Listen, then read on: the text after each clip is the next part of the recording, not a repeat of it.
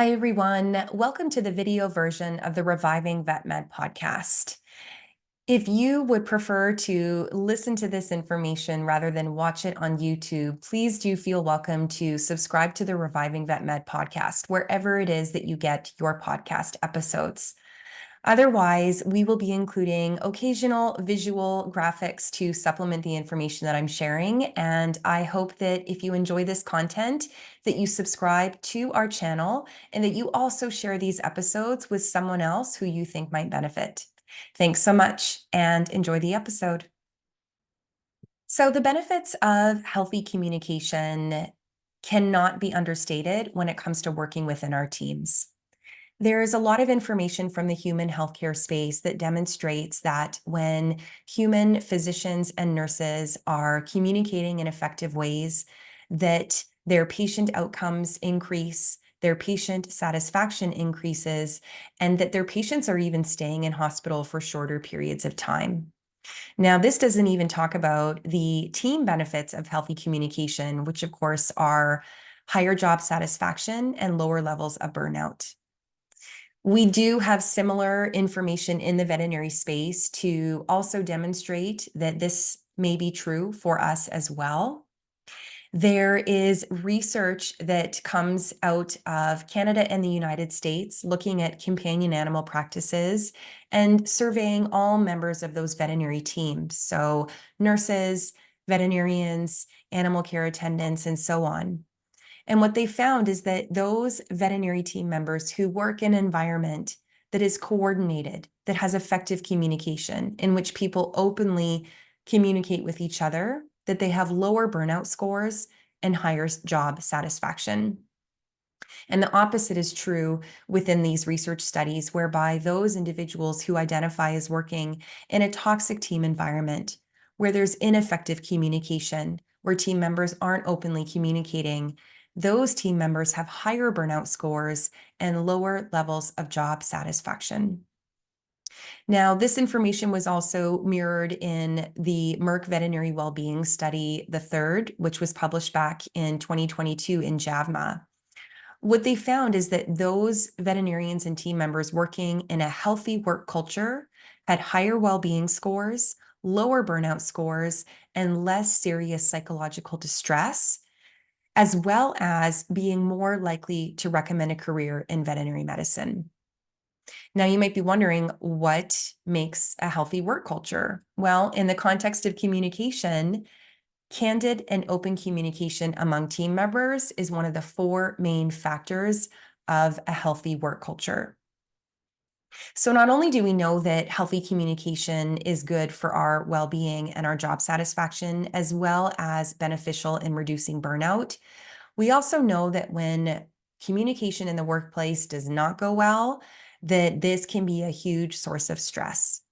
There was a survey study that was done among US veterinarians back in 2014 that found that coworker or interpersonal issues was the third leading stressor described by veterinarians at the time. So clearly, if we're having issues with our team members, and I've certainly been in situations where, I was working with somebody that I knew I wasn't communicating well with, or that we weren't connecting or jiving on a particular level, it created a lot of stress, oftentimes more stress than just the work of taking care of the patients and tending to the client. So this is definitely an area that we want to focus on so that we can make sure that we are mitigating the stress and that we are maintaining those high levels of well-being and those low levels of burnout that, of course, all of us are striving for. So the two C's, I think, that most heavily contribute to healthy workplace communication are curiosity and compassion. So one thing I try to always remind myself of is that when I feel like I'm butting heads with somebody in the clinic, or that I'm not connecting with someone, or that I'm feeling frustrated by somebody on the team, I first try to exercise my curiosity muscle. So I think about, what is this team member going through? What are they thinking? What are they feeling? What's happening for them? What's coming up for them? Really having a desire to truly understand their thoughts, their feelings, what's going on underneath the surface can be a huge stepping stone to opening up a conversation that is aimed at fixing the problem rather than just pinning that person as somebody I don't like working with. So curiosity is really, really helpful. And if you need a helpful reminder, I always tell myself, ABC, always be curious. So the other thing I mentioned is compassion. And we can think of compassion in many different ways. We often think of compassion as a way to demonstrate care and concern for others.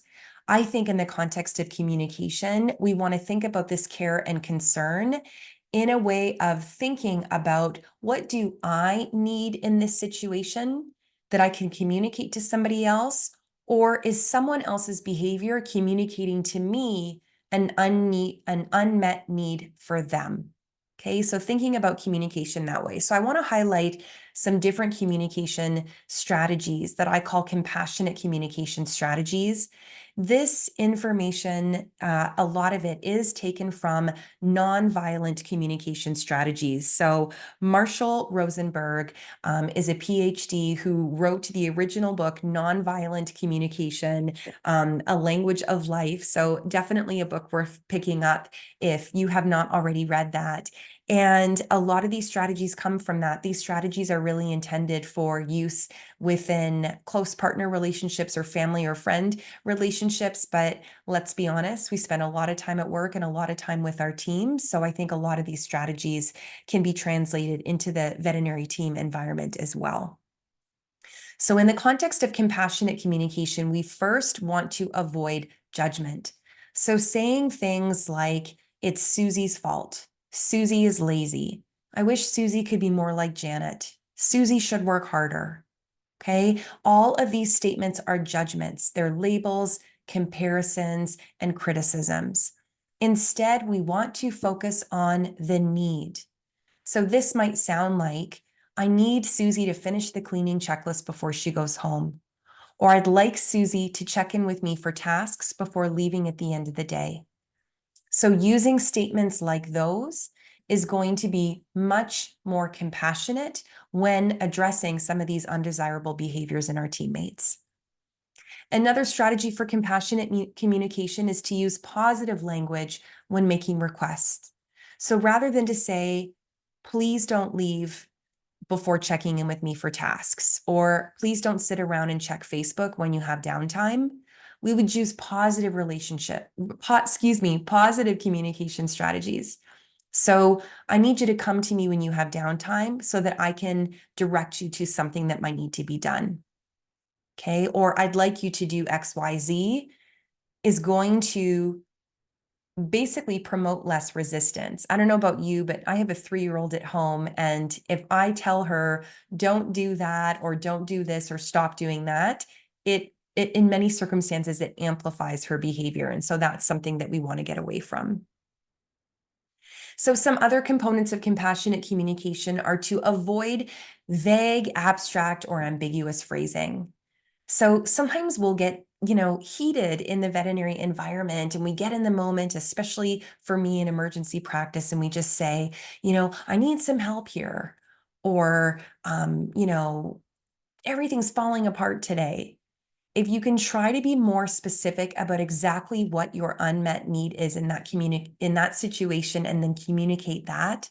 So for example, could you assist me with finishing post-op patient evaluations, right? Being very specific in the ask. Sometimes too, even when we are specific in our ask, it can end up coming out as if it is a demand rather than a kind request. So in order to avoid that, we can use feelings to demonstrate context.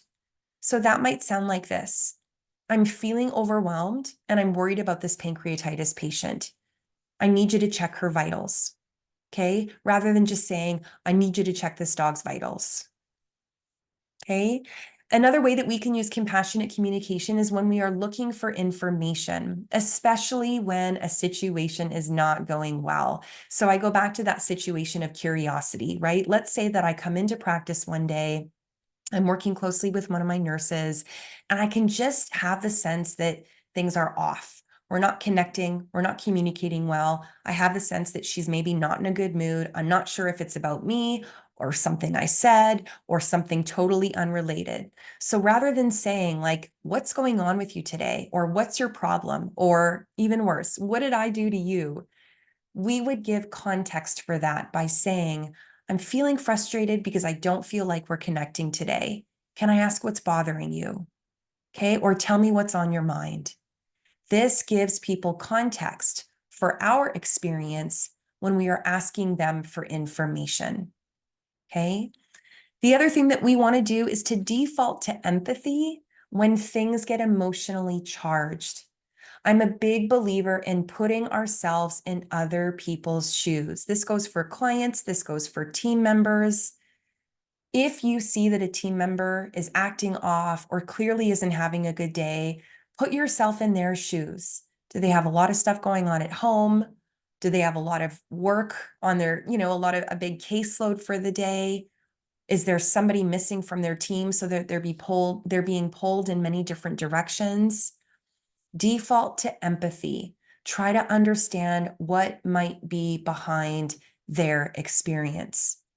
And then the ideal is to understand what their experience is and to connect over it. So remember, it's not about guessing everybody's emotions and getting it right. It's about connecting with people over what you perceive their experience to be, giving them an opportunity to correct you if you're way off base.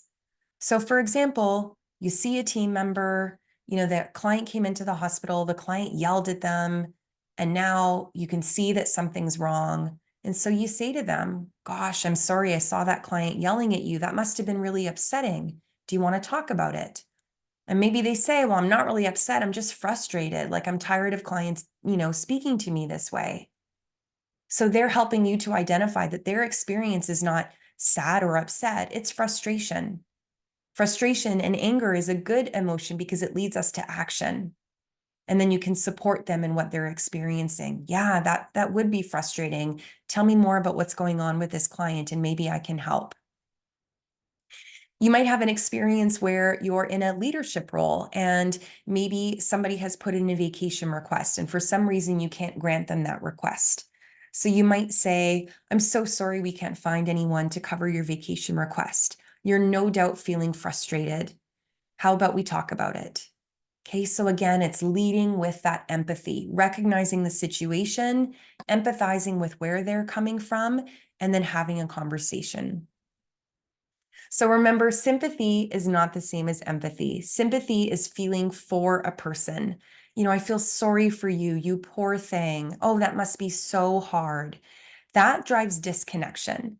That leads the receiver to feel that they are over here having their experience and that you are somewhere else not having that same experience. With empathy, we feel with the other person. That is what fuels the connection. And I'm not saying that you need to take on that individual's experience. If one of your team members is going through a really tough time and they're distressed, I don't want you to feel distressed, but I do want you to identify their distress. And you've probably felt distressed at some point in your life as well. So you can say something like, I get it. I've been there. Or if you haven't been there, you say, I haven't had the same experience, but I know what it's like to feel distressed. You are not alone. So these are really important compassionate communication strategies that I want you to consider with your team. A couple of other things that I want you to think about are the ways in which you communicate with your team. So when we think of communication styles, we generally think of assertive communication, aggressive communication, passive communication, or passive aggressive communication. Now, when you think about compassionate communication, you might think, well, some of this sounds kind of fluffy. That sounds kind of passive. But the difference between compassionate communication and being passive is that we are clearly stating our needs. In the words of Brene Brown, one of my favorite quotes of all time is clear is kind. When we are being passive, we're not actually saying what we are really wanting or needing. We're sort of stepping all around it in a way that is people-pleasing, self-effacing, easygoing. And what happens over time is that those unstated needs and wants can build up into resentment and frustration. Now, aggressive communication, where we get in people's faces and tell them what we need, is also not compassionate. The best place that we can be is right in the middle with assertive communication, speaking using I statements, telling people what we need. For example, an example would be, let's say that we're in a meeting, somebody keeps interrupting me. I might take them aside afterwards and say, when you interrupt me during staff meetings, I feel as though it undermines my expertise. I need you to let me finish my thought before speaking up and sharing what you think. So that is a compassionate way of directly addressing someone's behavior that doesn't come across as aggressive. Aggressive would sound like, you need to be quiet during staff meetings rather than constantly interrupting me. So there's a big difference there. And sometimes I think we want to kind of sugarcoat things or soften things so we can say, yeah, I should deal with that, or I should have a conversation with that person. Remember, an assertive communicator is being direct. I will address this. I plan to speak to this individual. So compassionate communication is also not about being passive aggressive. So when we are being passive aggressive, this is where we are, using sarcasm or, gossip or making these flippant statements where we want to come across as sweet and easygoing and funny, but underneath the surface, something is simmering. There's something there that's not being communicated. Once again, clear is kind. We want to make sure that rather than being passive aggressive and expecting people to just know that we're pissed off, even though we're not saying it, we're being all nice and sweet, that we directly state what's on our minds. And if you work with a passive aggressive communicator, the best thing that you can do is to ask them directly what the concern is. I have the sense that you're really not happy about the situation. Tell me what's on your mind, right? And if we're speaking about this from a needs perspective, going back to compassionate communication, then we might say, I need to hear from you if you're unhappy so that I can make a change and make things right for you, or do my best to try to amend things. So those are some helpful communication strategies that I wanted to share. And, at the end of the day, I think we've all been in situations where we mess up. We say something that we don't mean. We come across as more aggressive than we intend to, or we say something that we know is passive aggressive. We know we're not able to directly address an issue, and then we feel badly about it, right? Sometimes this can be eye rolling, just, subtle gestures, but in any case, it is inappropriate. So now we want to repair the relationship. First of all, I think we want to make two repairs. Number one, we want to repair the relationship with ourselves. I know for me, when I make a mistake, when I miscommunicate or mistreat somebody whom I'm working with, I almost immediately go from guilt about doing that to shame. I'm a bad person. I'm a bad team member. I'm a bad leader. If we sit in a place of shame, we are not going to repair the relationship because we feel like there's something wrong with us. And if there's something wrong with us, we separate ourselves from others. So staying in a place of guilt, I feel badly I said that, that is going to drive you to action. And hopefully that action is some sort of conciliatory gesture. So a conciliatory gesture is when we take accountability for our actions. This requires vulnerability, but it can repair the relationship if it is genuine. Okay, so this might be taking responsibility for something, conceding, that yes, we did something wrong, self-disclosing, a little bit of self-information. Gosh, I'm having a really tough day. My daughter isn't sleeping well, and I'm not talking about making excuses here, but giving somebody a little bit of context for how you might be behaving, and then a genuine apology. So not something like, oh, I'm sorry my eye rolling bothered you so much, but instead, I'm sorry that I rolled my eyes and sighed when you asked a question. I can see that it upset you, and I wish that I hadn't acted that way. So, a genuine apology takes responsibility for what was done, as well as the impact that it had. That is really the key. So at the end of the day, I really hope that these healthy communication strategies, these compassionate communication strategies, aim to reinforce a healthier work environment for you, a healthier way of communicating with your team, and maybe even in your personal relationships as well.